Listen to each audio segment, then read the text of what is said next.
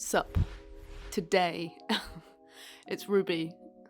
Oh god, start that again. It's Ruby, the video lady for ntlabs.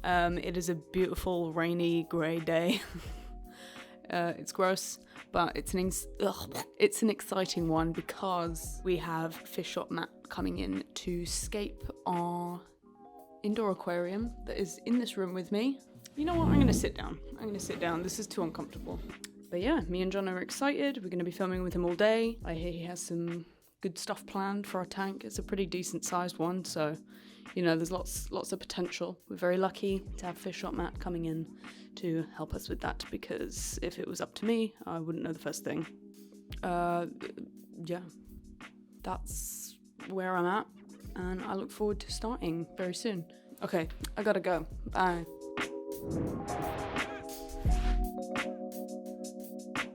Hey everyone, Fish Shop Matt here. So today I'm going to be scaping this tank for ntlabs. It's a wicked 60 centimetre sort of almost cube tank design. It's sort of 55 front to back, so real loads of scaping opportunity in the whole aquarium. I got some wicked wood. I've got some dragonstone because it's one of my favourite rocks to use. It's just so easy to scape with and it gives up that really cool structure. But we're going to be going heavy planting, proper nature style overgrown jungle. So I think it's going to be really cool. So always, we're going to start off with a substrate layer in the bottom of the aquarium. This is just going to give our plants a really good nutrient base to get their roots into. So we've got this sort of sandy mineral mix here that's going to go in our bag. That way we can hold it underneath the soil. And then we've got this stuff which is going to cap it, which is this nice aquarium substrate soil that's going to go on top, which gives a really nice dark colour. So we're going to use those two. We're going to get that bagged up and we're going to pour that on top and try and get our sort of mound going that we're going to build on. Yeah, my Meet the Team video's got quite an in-depth argument about garlic bread. Yeah.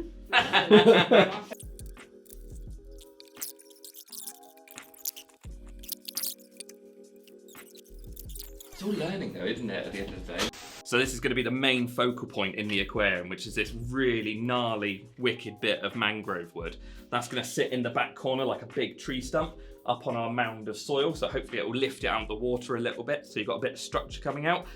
After we've got him in and placed, then it's working on all the little bits to go around him. So we've got some other little bits of wood, some nice little bits of dragonstone that we can hopefully tie the whole scape in together then. It's where most people make the mistake, is not using big enough things. And have a little stump at the bottom. Yeah, because all that happens then is it looks, yeah, not enough. Fast, yeah.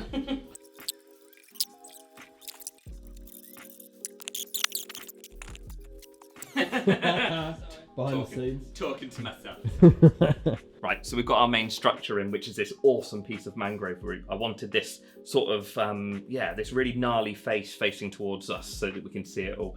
And then I've placed these two little pieces in just to sort of give it more depth and to bring it with more root structure coming across. So that's placed up on this sort of big pile of soil to give us that angle. So it's worked really, really well. Now I've got to get some rock in and try and sort of scape that in amongst all the wood.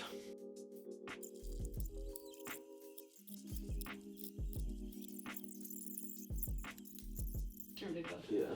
I've done one at home at the moment that's in a massive cube tank. Oh, yeah. And I dry scaped it like this about 8 weeks ago.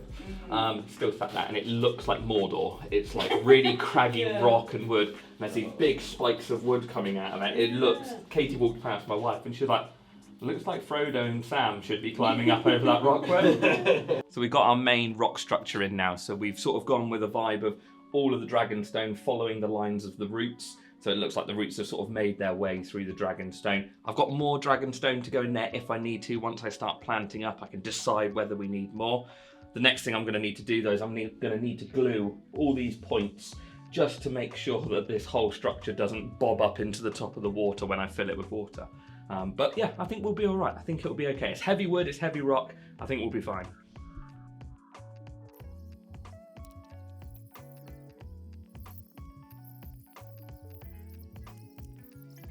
Well, a customer came up to me, he's like, you got a scorpion on your rock? So I went, no. I was like, it'll be a wood louse or something. I'll come and have a look. But, that's a scorpion.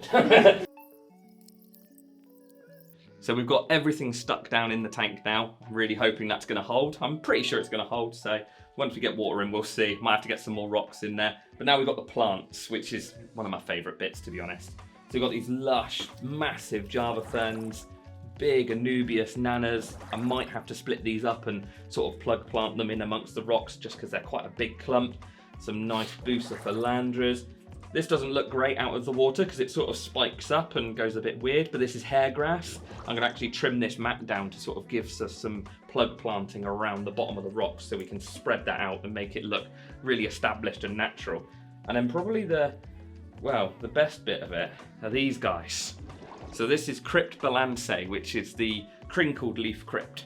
I robbed these, no, borrowed, let's go with borrowed. I borrowed these out of the tank at work. So yeah, these come out of the pea puffer tank that we set up in the shop a fair few months ago, and we really needed to thin them out. So yeah, they've come here for a new home over this side of the world.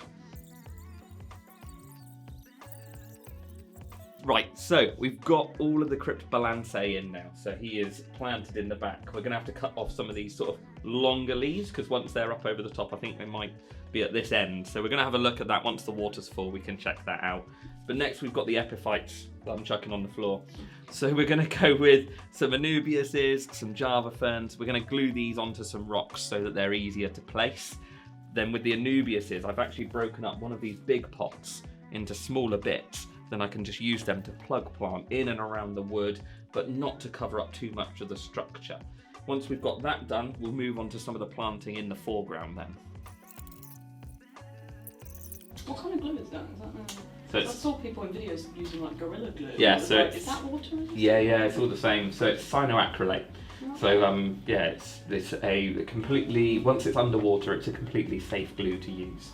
Nice. The only thing is you get a little bit of discolourant on the wood and rocks, so you can see the white that comes through a little bit. So like snail trail. Yeah, so when you fill it up, you just got to go over it and clean it up a little bit, or hide it with other plants. Mm.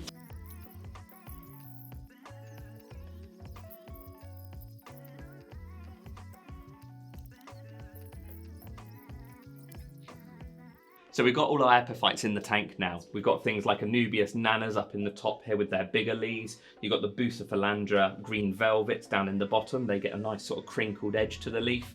And then we're going down all the way down to Nana Bonsai, which is the smallest one with those really small leaves right at the bottom. So the next step is to just get some plants planted in amongst these edges so you've got pops of hair grasses and liliopsis and things. So we've got little Crypt Novellis which are going to go in there.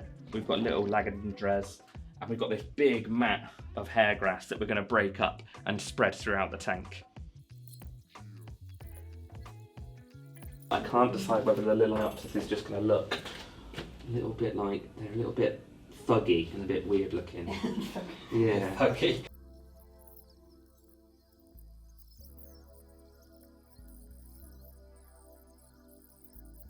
So we have finished planting. We are fully planted up with everything we wanted in there. We've got the hairgrass mat that's been cut into the pieces in the front, so that's going to fill in really nicely and start spreading through this soil. We've got the liliopsis coming down here, which is a big sort of writher or swathe of liliopsis coming through. And then we've planted all of the other plants, all the little crypts and all the little lagadendras in amongst it. So hopefully that's all going to fill in and make this real big, colourful mat of planting.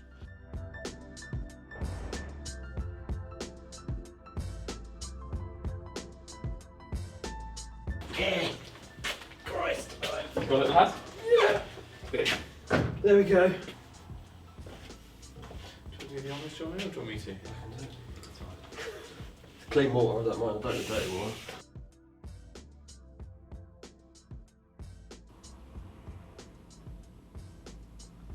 We might need one more barrel. Hey. I was just going to put another one up, so wait, get down here. Or you can go straight up if you want. I'll go straight up. Which one? Either.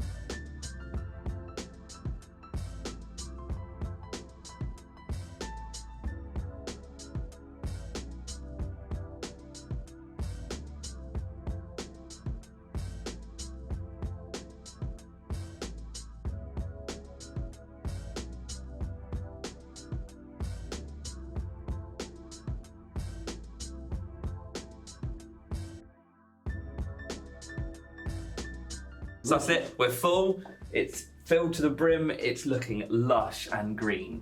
Obviously the plants will settle in over the next week or so.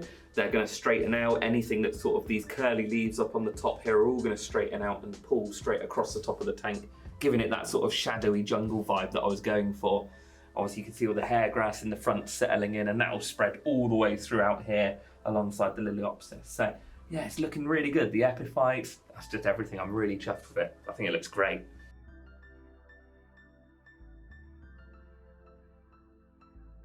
Matt's done a fantastic job. It looks so green and full and abundant with all this plants and growth. The main piece of wood he's used has sort of a little hole going through it, like a little tunnel for the fish to swim through. I think that's a really nice touch. It's definitely got a very sort of fairy rainforest vibe to it.